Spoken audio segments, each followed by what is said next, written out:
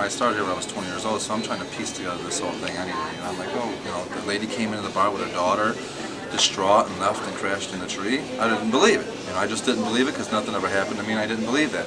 So we bring them through. We'll walk upstairs. So anyway, we're walking down. She's feeling doors and everything, and it turns out she walks in the stairs, tells me that she sees a blonde-haired lady falling down these stairs, smack her head in the door.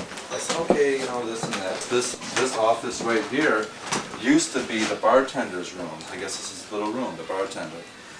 Okay, and she's filling doors and claims to think that she's trying to put together a puzzle as well. She was supposedly dating the bartender at the time, you know.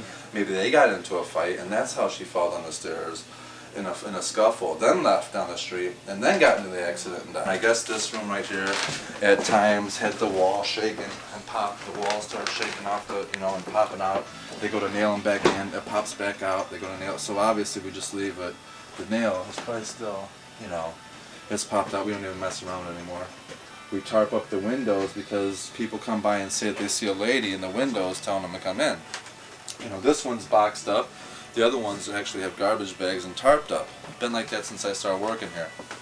You know, never changed. So, you know, that's another situation where they're like, oh yeah, so, well, you know, we tarp up the windows so you can't see. There's a Clear Hills police officer that stayed in here in the late 80s and early 90s. Before I started, David, he had got through a divorce or whatever and was sleeping over here.